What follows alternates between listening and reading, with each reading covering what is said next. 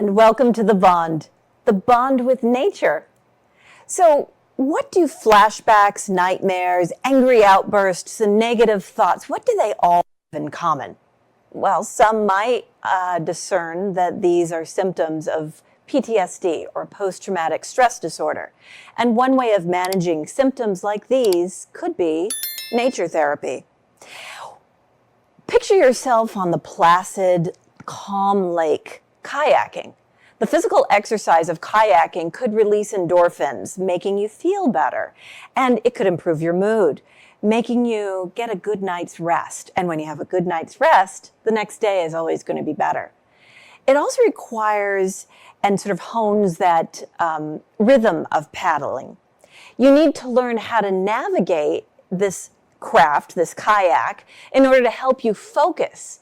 And that focus on just that repetitive motion could help you to not dwell on negative thoughts. So if you do not know kayaking, then mastering a new skill would be a fabulous challenge for you to overcome. You see, it could boost your own self-confidence, even if you have physical challenges which make you think that you are not able to go into a kayak. Hang on, we'll address that in a minute. So if you feel that you have encountered some traumatic episodes and you have a bit of PTSD, this could be a great therapy, an option that you want to consider. Being in a social group will allow you to interact so that you don't feel so alone when you're learning the skill of kayaking. You see, sometimes the feeling of isolation and loneliness can really compound things and make things worse or make it feel worse when it really isn't. Combat veterans and first responders, both are groups that have responded well to kayak therapy. And there's a group called Heroes on the Water, or the abbreviation is HOW, for Heroes on the Water. And Brian Hildebrand is going to share with us about how can work in order to help people that have been either first responders or their families, as well as vets and their families, or other people who might have experienced PTSD and want to embrace this sport of kayaking in order to help out. So kayaking helps you reconnect with nature. It helps you bond with the world around you. It helps you both have the time to be alone and reflect while you're on the water, but also be surrounded with a supportive community that can help you at a moment's notice, just as long as you reach out to them.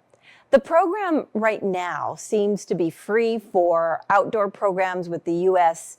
active duty military, also veterans, law enforcement officers, EMTs, paramedics, firefighters, and a variety of other first responders and their families. The whole thing is organized by volunteers. So these are people that are very dedicated. But let's understand first, how does a first responder and a veteran, how are they alike? Both of them experience exposure to very traumatic events. So they may see violence. They may encounter death up close. They may see serious injury, or they themselves have incurred a serious injury.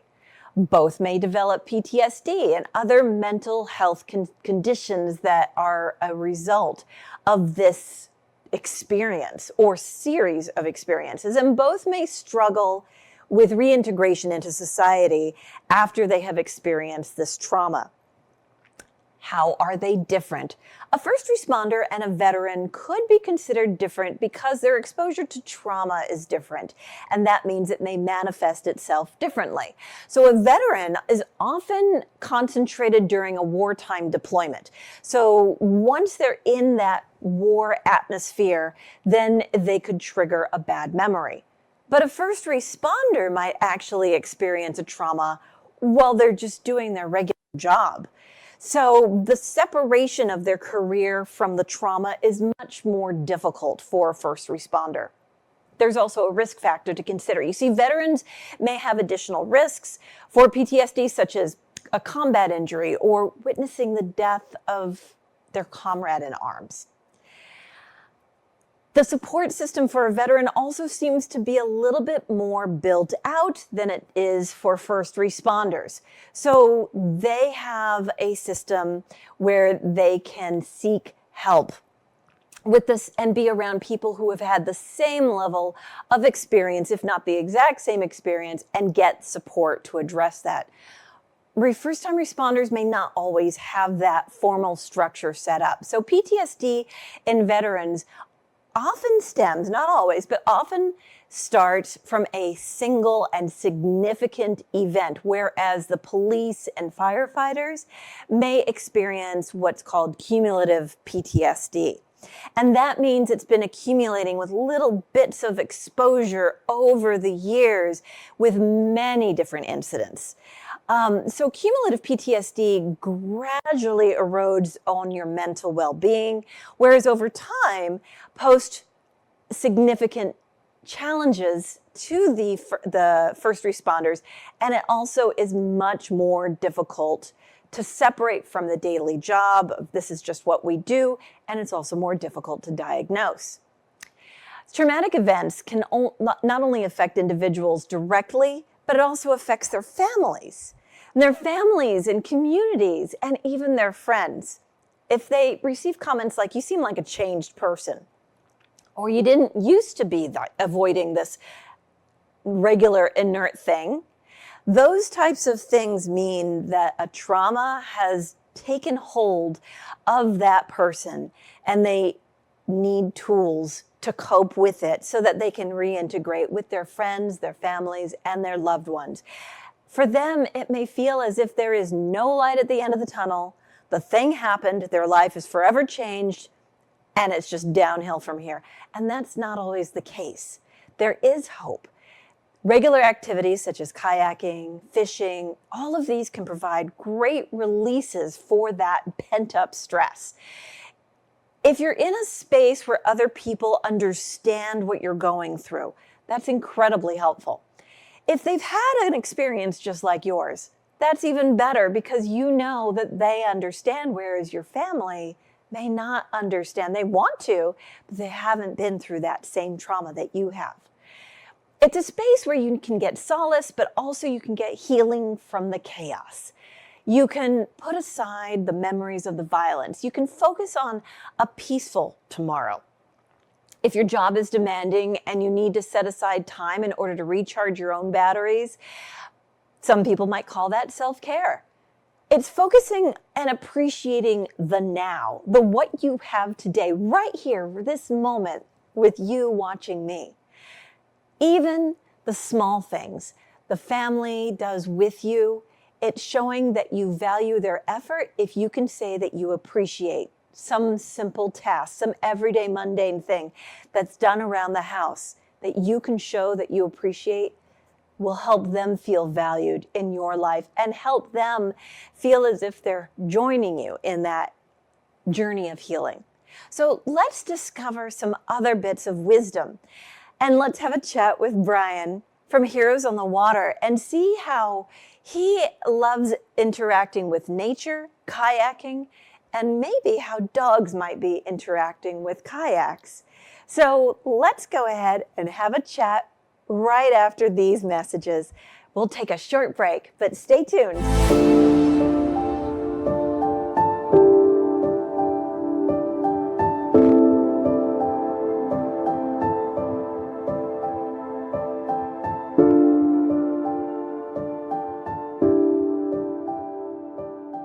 And welcome back.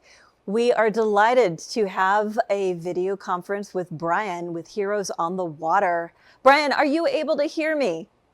Yes. I am able to hear you. Fantastic. Thank you so much for joining us. Our viewers are really interested in understanding a little bit more about your organization.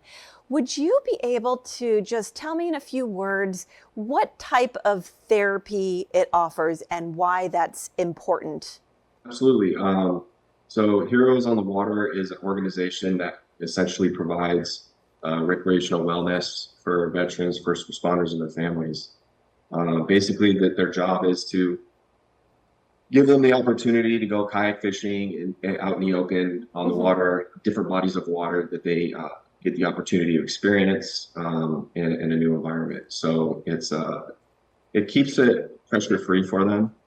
So they don't feel obligated to be a part of it. So that's, one of those things that really helps out. So they Okay. can ease right into it. Well, how do you get people who are unfamiliar or a little hesitant about water, if it's one of their fears, how do you get them acclimated to doing an outdoor activity like that? Yeah, that's actually a good question. It boils down to the individual themselves and their willingness to move forward into wanting to experience the sport, and it's really on their own pace.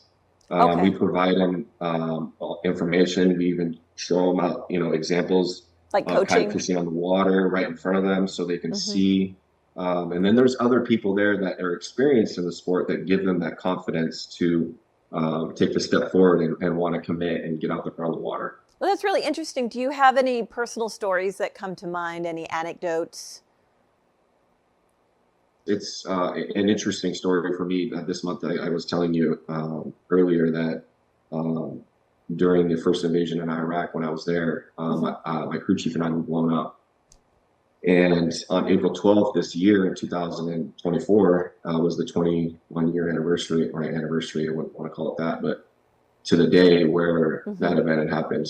And the reason why I bring that up is Chad Taylor was my crew chief.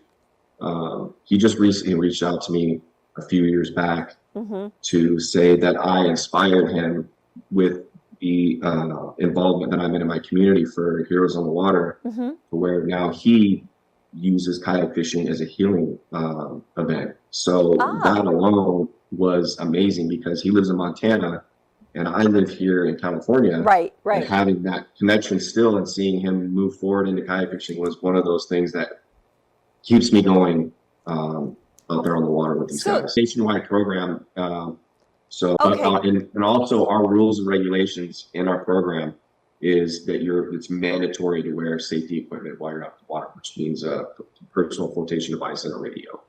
So, that's interesting. So the human has the radio, I'm assuming, and Correct. The dog has the The dog has the radio. The dog has a radio, so he's the one that communicates with people on shore. Yeah. No, but so the dog is equipped with a vest, and maybe you're not whitewater rafting in a kayak, are you? No. Okay, so you're staying on calm, placid that's another lakes? good question. That's because a lot of people have this skepticism about recreational kayaking, because a lot of those boats that are made are really unstable and you feel unsafe and you tip over. Exactly. The boats that we use, are donated. So everything we get is donated, and we screen all the gear to make sure it's serviceable and works. And we ask people to, donate serviceable kayaks that are, enough to sustain a bigger fella, because, us old guys, the older we get, the more heavier we get. So we have to have decent sized, stable platforms for these guys to fish on. Right.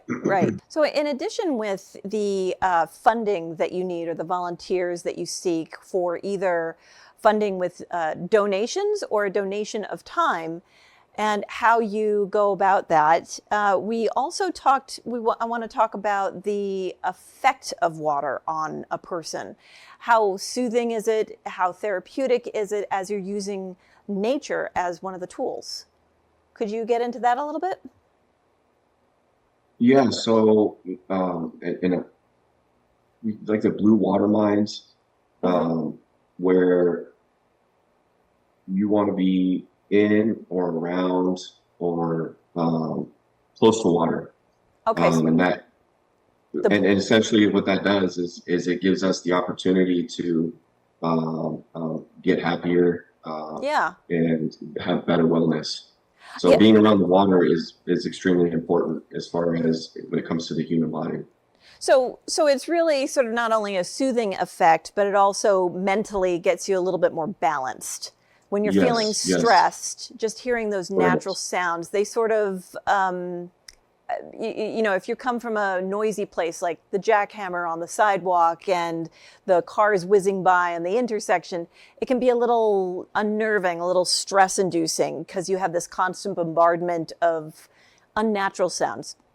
So it sounds like what you're Yes. saying is when you go into a natural setting, like a lake or something very placid that actually is very soothing and can help you not focus on your troubles and instead focus on what could be, the possibility, sort of meditate, use that rhythm of the water lapping or the paddle to do something that sort of centers you. Is that right? Did I get that right?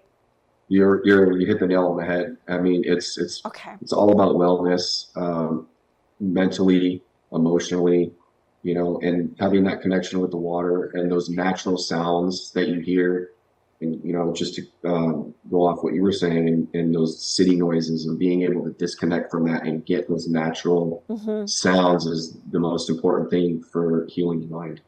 So do you think that being on the water, connecting with nature, that bond with nature can actually help some people who have suffered through a traumatic event or long-term event actually reconnect with the people in their world? Because I know sometimes after you've had an event like that, you the people around you say that you're not the same person that they used to know. And so Yes, how do you get that connection back? it obviously it starts within the community. You have to have those other individuals that are eager to do this with you. It's a team effort, and those are important roles to have in the group. Guys are pretty significantly important when it comes to the wellness of, hey, we need to make sure we get these people on the water, because if we lose contact with them, then we lose them. It's one of those. Does that make sense? To Yeah. where especially with somebody who has mental health issues, if they're alone, a lot of times, 9 times out of 10, they're thinking of the worst thing. So Of when you course. have that continuity and that connectivity and that cross pollination with somebody else that you suffered with on the battlefield or on the line of duty as an officer, you can have that connection and be able to leapfrog off each other and be better and get better. And that's really the strive and the goal of this, is just to build a good community, the families and the veterans and first responders, and just continue to grow and show this amazing sport and the opportunity to heal on the water. I mean, that's the biggest thing that we try to push. So if someone is feeling edgy or anxious, or they have outbursts, or they feel depressed, or they just don't take interest in the things that they once did, and they want to mentally, they know they want to get back to that place. They want to reconnect with their family, their friends, but they're just not able to. They're feeling a little withdrawn. It sounds like being able to welcome them with their dog, if they have one, and then welcome that unit into a kayak and give them the space, give them the solitude that they need, but also let them know that a network is there for them if they want it, but it's not forced upon them. Absolutely. Like, for example, if a gentleman has, a social anxiety issue, and he shows up to the event, if he just wants to hang out on the beach and not go out in the water and just socialize, he's more than welcome to do that. This is all for them to do it at their pace. There's no pressure. There's no obligation. All it is for a person like me to open an ear and just say, hey, let it off your chest, brother. What's going on? That's it. And their pace is their pace. Now, what if they have the desire, but they feel like physically they can't? Whether it's because they actually have a physical disability or mentally they're just afraid. How do you address somebody who maybe has an issue with their legs? They don't work as well as they used to. They want to kayak, but they don't think they can. They just don't think it's possible. So that's a really good question. And again, we have individuals that are part of our team, part of Heroes on the Water in our chapter, that have experienced, being disabled and being able to be on the water with somebody. So their job is to not necessarily coach, but show them examples, and really it's about building their morale and giving them the motivation to say, you know what, let's take a shot. Let me get on that kayak and give it an opportunity for me to prove myself wrong.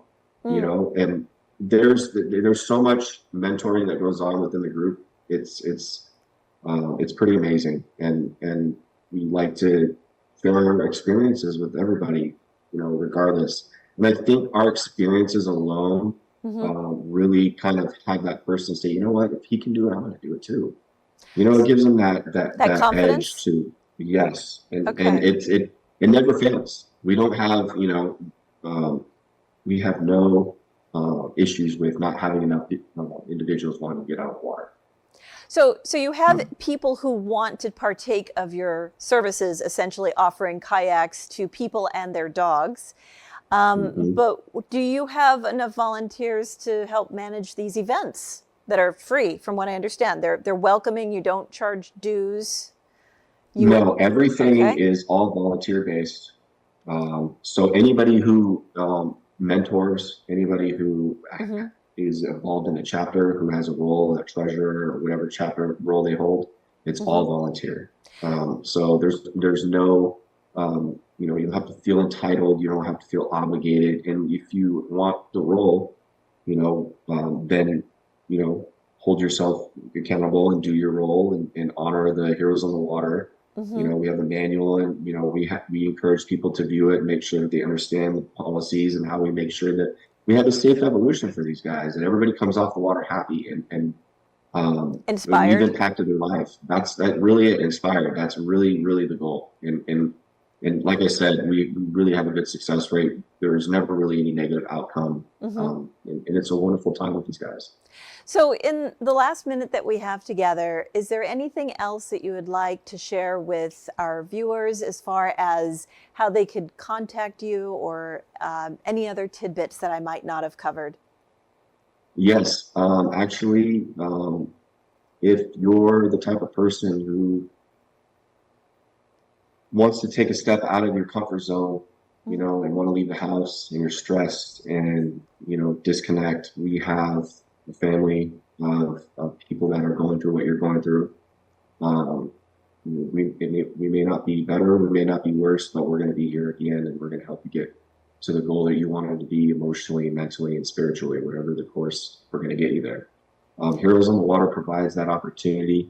You can reach us at heroesonthewater.org. And you can sign up and see when we have our events through the chapters in your location, and get the ball rolling, get on our social media site, and basically reconnect with your community and try to get yourself self-centered. I think that's fantastic. So Heroes on the Water welcomes both participants and also volunteers of all sorts to help out in all areas, it sounds like. Am I right? Yes, ma'am. Okay. Yes, ma'am. Well, thank you so much, Brian, for taking the time out to share with our audience about this fantastic resource, this new way of bonding with nature. We really appreciate the time you talked with us, with your sharing your expertise. And also, I love the fact that you can include dogs in the kayaks and make the extra effort to make sure that they're safe also. So thank you so much for taking the time out. And we look forward to the next time that we can chat. We'll be right back after this break. Stay with us.